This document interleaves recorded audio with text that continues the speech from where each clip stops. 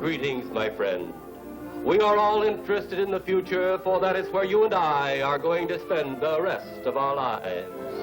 And remember, my friend, future events such as these will affect you in the future.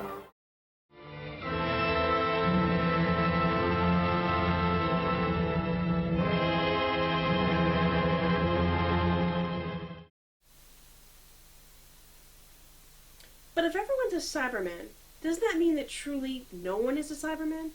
Hey, boss, what you doing? Oh, hush it, Lobster, I'm reading. Besides, I think this is the one where Jenny and Vasher get some alone time.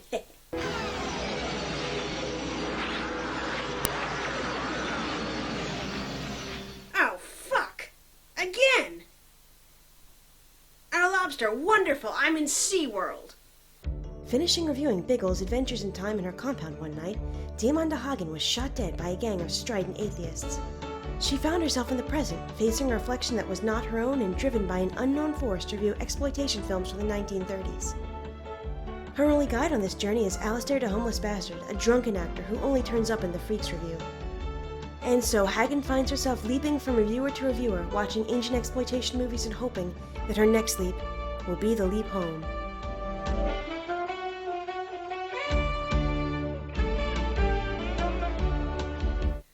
Greetings, gentle viewers. Boss, I can't see. You will call me mistress or else. The slasher movie has murky origins. There are those who point to Halloween as the first slasher, others say it's Texas Chainsaw Massacre, and a few postulate that the origins are a little further back, with Psycho or maybe Peeping Tom. But what if I told you they were wrong? By about 30 or 40 years. Minion, what would you say? Boss, mistress, I'd say it was pretty unlikely, but I'm sure I'm going to be proven wrong somehow. It would be like discovering a 747 1,000 years before the Wright brothers ever flew. Indeed. From 1932, 13 Women is probably the earliest film that can possibly be described as the first slasher movie. Now, it's not identical to slashers found later on, but it does feature women being knocked off in different ways, one by someone they wronged back in college, which describes about 60% of the Halloween knockoffs made in the 80s. The only famous name to star in this is Myrna Loy from the Thin Man movies. She kept appearing in films until the early 80s. Another one of the cast is famous even if her name isn't. Peg Entwistle was an unsuccessful actor who committed suicide by leaping for the Hollywood sign. This was her only film appearance. I'll point out when she turns up, so you can all pause the video, point at the screen, and say, "Ooh! It wasn't an urban legend."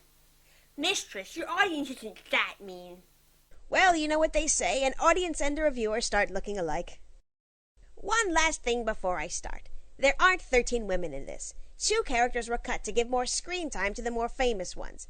I assume it's not called 11 Women because the posters were already printed. Oh, wait. This needs appropriate audio.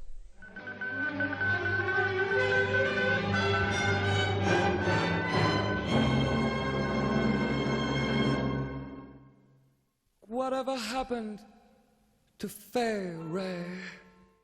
Oh, hey, it's a book. Because it was based on a book. Again, we open a 1930s movie with a really long novelty credit sequence because it'll be over 40 years until someone finally figures out that credits go at the end. At least we get to read a bit about suggestion and suicide. Ooh, ominous. We open up with a train, and this might be called 13 Women, but that's a very male train. Bad pun, I went there. This is June Raskop, but you can forget the name. She's not that important. She's an ultra-glamorous circus performer, and she's received a letter courtesy of the train. A letter telling her that Swami Yogadishi did a horoscope, and someone she's close to will definitely die because of something she did. Fucking train letters. Joke's on them. I murder my friends all the time. Yeah. Give us enough time to read the whole thing. Fuck, this is exciting. Still, Roosevelt-era text speak. That's something. Something boring. Boring it may be, but the letter's interrupted by the arrival of her sister and her old friend Hazel Cousins, played by Peg Entwistle. You can all point at the screen and say, "Ooh, ooh, ooh, it wasn't an urban legend." I'll wait.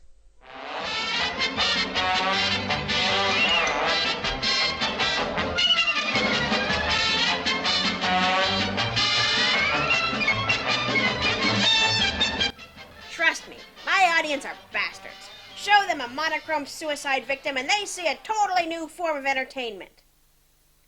That's probably enough time, and we're back. I'm not sure this film is quite bad enough to kill yourself over, but I'll take her word for it.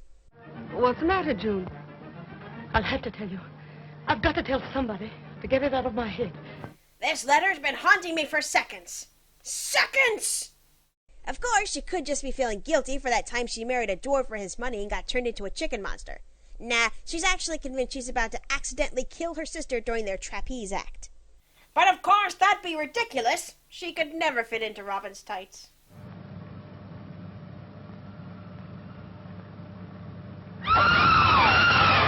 And see, she was saved by the light.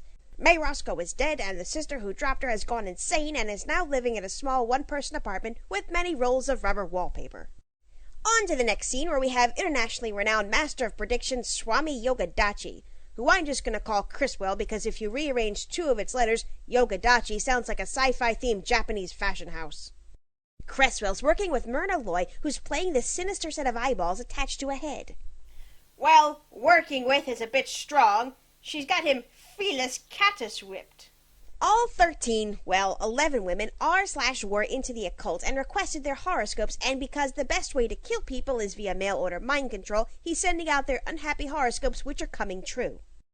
All of the women went to the same college, so regardless of the fact that she's using her invisible eye lasers to bore right into his soul, or the fact that he could be Omar Sharif's slightly embarrassing uncle, a connection will eventually be made between them. Weird deaths get noticed. Weird deaths of connected women get noticed even faster. I know there's not much the police could prove, but people are getting mind controlled to death via horoscopes. It wouldn't take much realism for this to completely break down. Anyway, Creswell's devastated because the horoscopes he gave to the Roscoes were happy. What's actually going on is, she of the nefarious chibi eyes has been sending out the doom-laden horoscopes in his name. Which makes you wonder why he became a world-famous real horoscope guy if his predictions are so wrong or so easily overridden by her. It makes you wonder.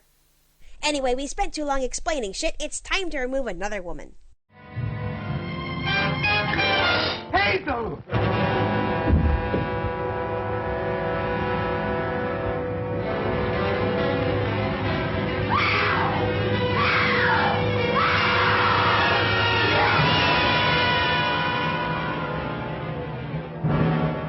We're about 1/5 of the way through, so it's about time they introduce the star. Irene Dunn as Lauren Stanhope, the richest and whitest in a cast of rich and white people, sometimes playing less rich or less white people. She's talking to another one of the 13 women, Helen Fry, about their dead, insane, and or jailed friends, and the horoscopes. Of course, it being the 1930s and all, they kept each other up to date with the horoscopes that were mailed to them, and then came true within hours.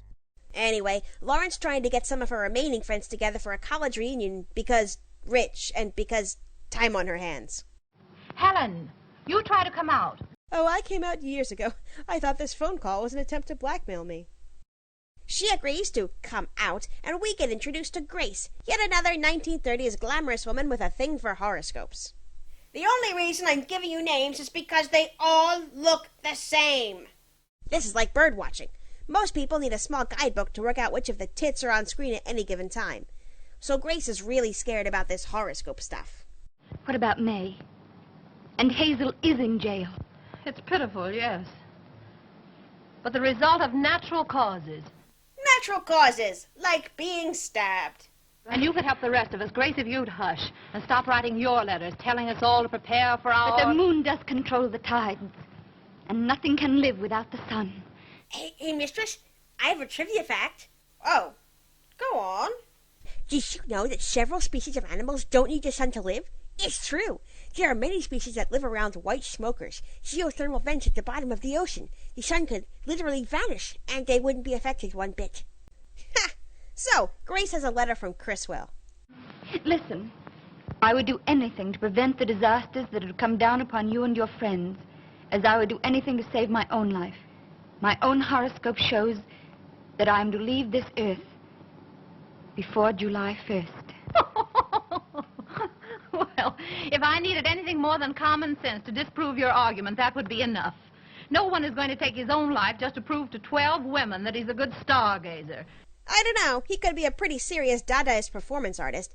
Anyway, it's a few days before his deadline, and we're back with Criswell and Myrna Loy, trying hard to be as inconspicuous as their makeup will allow.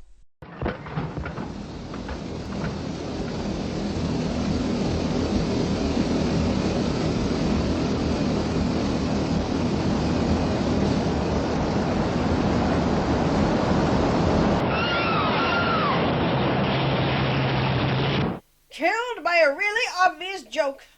Tragic. Wouldn't that be considered cheating? He said he'd be dead by July 1st, and then on June 30th he kills himself. That's not how you prove you have amazing powers of prediction. That's like predicting you're going to eat a hamburger and then driving to Fuddruckers. It's not prophecy if you make it happen. Well, that makes it practically unanimous. Yeah, we all know it's stupid.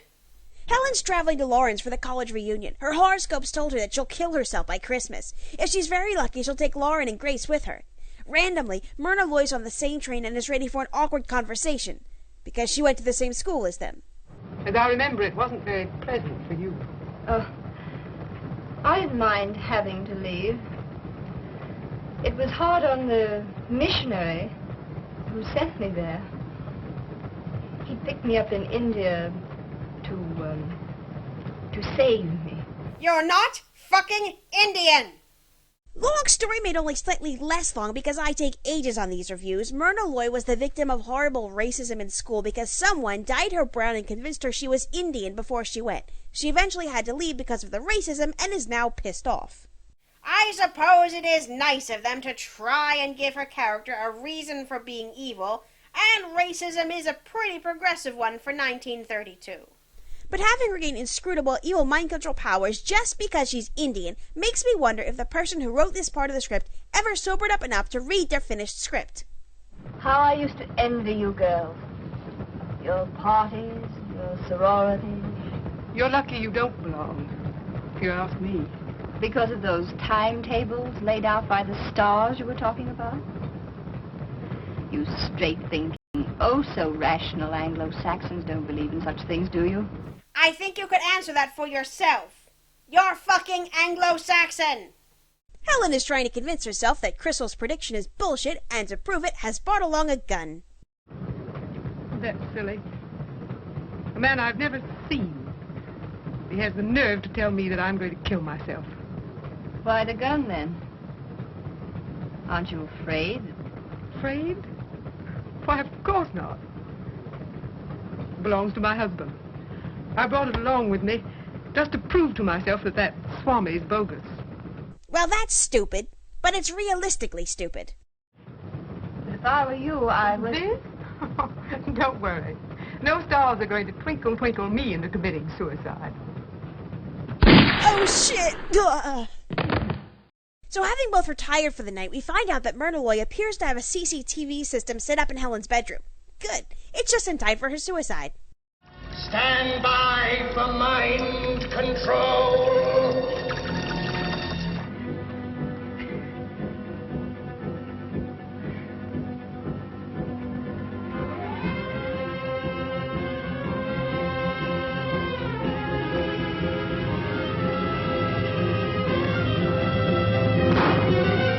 Out of all the reasons to kill yourself, not being able to open train windows should be fairly low on the list. Over at Lauren's house, it's clear she's pretty rich. Her kid has a whole film studio backlot to play in. Lauren's brought a new woman into the film. This one's called Jo, and can be recognized by how she's a bit like Margaret Thatcher, but human. I say, do you remember how you were always afraid the boys would go too far? And I was afraid that they wouldn't? That's as sexually explicit as we're allowed to be. So being dead, Helen didn't meet the chauffeur at the train station. I met the train, yes, ma'am, but no one came. Isn't it funny Helen didn't wire? Isn't it funny that no one gave a shit about a woman who shot herself on a train? Surely that'd be worth a few column inches or mindless gossip among the passengers. Based on the headwear, I'd say these guys are trying to solve the case. Either that or some guys are bitching about beta males and lack of sandwiches. You know, if this movie had brought the Thin Man as well as Myrna Loy, the case would be over more quickly. Just saying. The porter believes he saw you passing Mrs. Fry's drawing room at about the time the suicide happened. That's very possible. Tell me, did you hear or see anything unusual? Only a bang and a muffled scream. Nothing unusual about that. Sorry for bothering you, ma'am. At Lauren's house, she's managed to get two of her clones, old classmates, together for the reunion dinner. Unfortunately, few people besides, well, me, are bigger party poopers than the police bringing bad news. I'm terribly sorry. It appears to be suicide. Janet! Dr. Scott! Janet! Dad! Rucker! Do you know of any reason that could account for... We were just going to have a reunion dinner. Ah, that explains everything. The three friends are getting fractious. Grace is convinced they're all going to die. Jo has been told she'll die but thinks it's all bullshit. And Lauren's scared because they were told her son's gonna die and... Oh god, no! They're shutting off lights, no! Damn it, I hadn't finished the scene. So Myrna Loy's ocular-based charms have worked on Lauren's chauffeur, one of the Cray twins. I think he's probably the straight one. They're gonna try and kill the kid, first by poison sweets. Unfortunately, Myrna Loy's an idiot and used the exact same handwriting on the package containing the anonymously given poison sweets and the letter that foretold people's deaths. I say unfortunately because the kid is really annoying. Hey, Burns, I don't have to go to school today. Well, the candy's okay, but it's been tampered with since it was bought. If anybody had eaten it, he'd have strangled to death in 30 seconds. What the fuck is up with your definition of okay? How many of the Swami's predictions have come true, Mrs. Stanhope? 3. 4. You must remember that the Swami foretold his own death. Well, there's no sense in it. I know! How the fuck does someone become world famous for having 4 predictions come true? I'd mentioned Sylvia Brown, but she didn't even manage 4. Being unusually competent, a local police officer has been assigned to investigate the poison sweets and their connection with Criswell and the other deaths. Because it's the 1930s, touching Lauren's tit isn't sexual assault, but part of the investigation. However, flirting with her elderly ex-teacher is not part of the investigation. Ursula, Georgie. You enunciate beautifully, Miss Keston. But it is one of the perks of the job. Lauren's really upset over the poison sweets. If I was cruel, I'd suggest she's disappointed the kid's still alive. Instead, I'll say she's on the verge of a breakdown because she's lost track of which of the identical white women she is. The police officer has connected Myrna Loy to the case. I'm not sure if it has more to do with her being the only non-white person connected to the case and therefore, in the eyes of the police, guilty as fuck, or because she made it really obvious it was her because she's really fucking stupid. Either way, it's a good thing as she's slowly turning into a Bond villain. Give this to Master Bobby with all your love. And don't drop it. I can't do it. Of course you will. My staring commands you to explode your employer's son. You've done a lot for me, Joe. Why is she dressed like a World War I general? I mean, I'm not complaining. I'm just confused and really quite jealous. Fuck, that's a good jacket. So Joe leaves and the chauffeur arrives with an explosive-filled ball to explode the boy. I took the liberty of getting the little fellow, I got him a ball for his birthday. That guy can't even spell Patsy, can he? What's that? A present, dear, from Burns. I know the 30s were convinced they were innocent as all fuck, but hiding a small boy's birthday present in his own room while he watches, that's just stupid. At least the kid realizes the flaw in his mom's plan. That soundproofing might have been a mistake.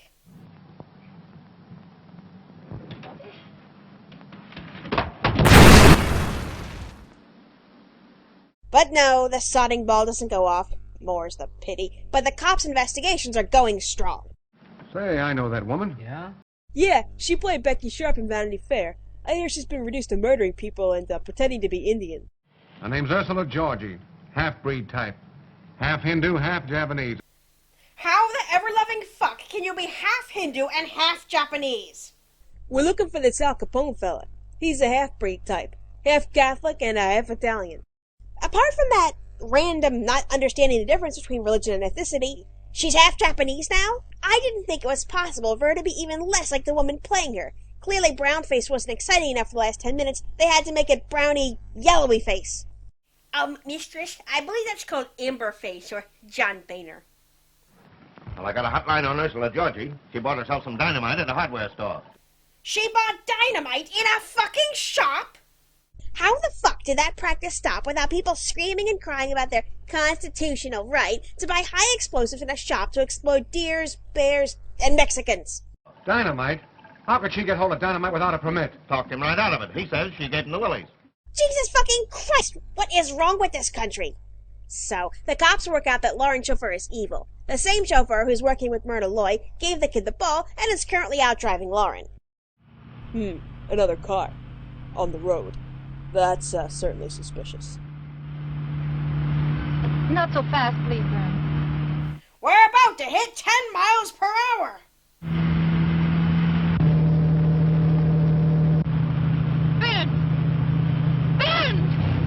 I regret nothing, except the pain and my inevitable capture. So, she's not using any pedals. Why hasn't the car slowed down at all? Oh, that's why. So this idiot can be heroic. Fill out the packet.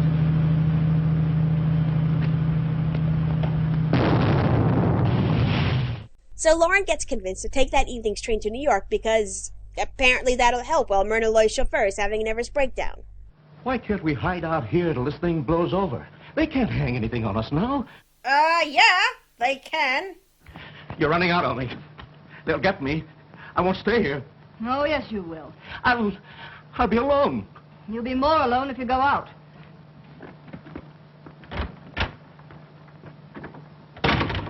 By an incredible twist of fate, or possibly an incredible twist of unlikely screenwriting, fueled by cocaine and a need to quickly wrap up the story, Myrna Loy's on the train with Lauren and her son. She's not psychic or anything, there's just about 5 minutes to go. Good night. Good night, Mrs. Stanfield.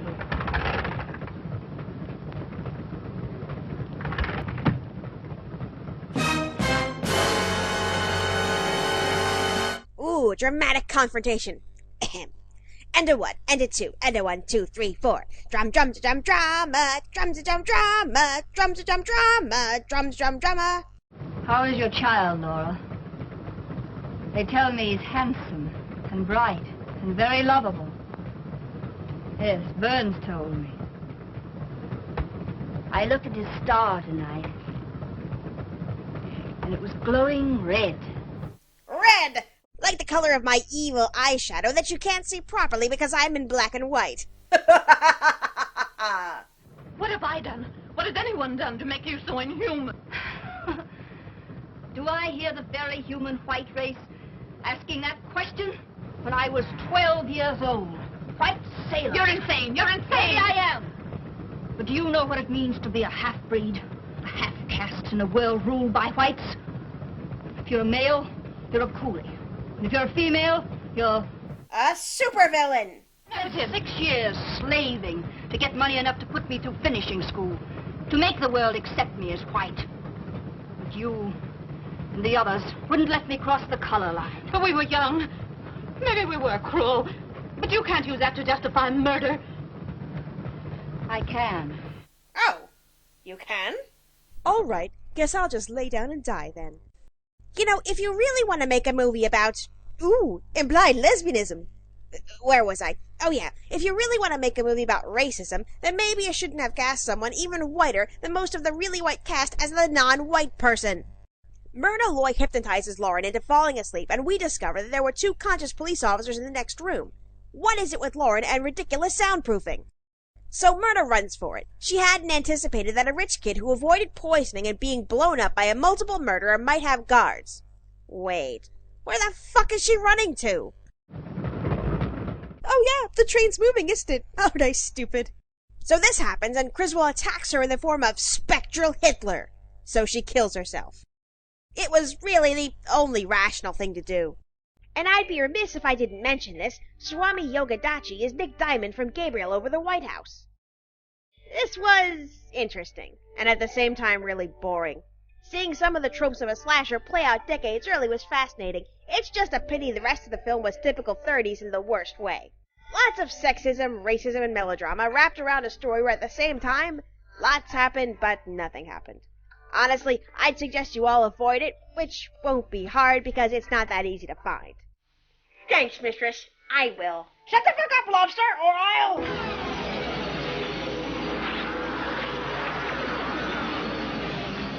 Jesus fuck.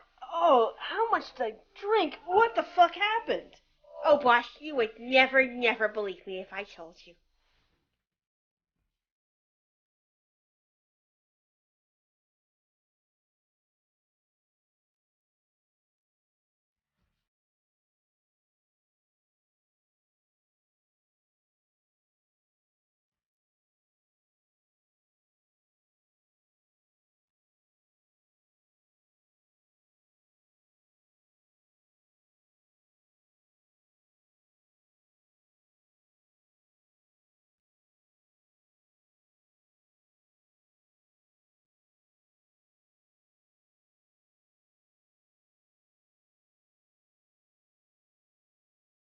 Do I look like a superhero? Let's make Elfie in a costume. We're not dealing with a troll. This is something far more evil.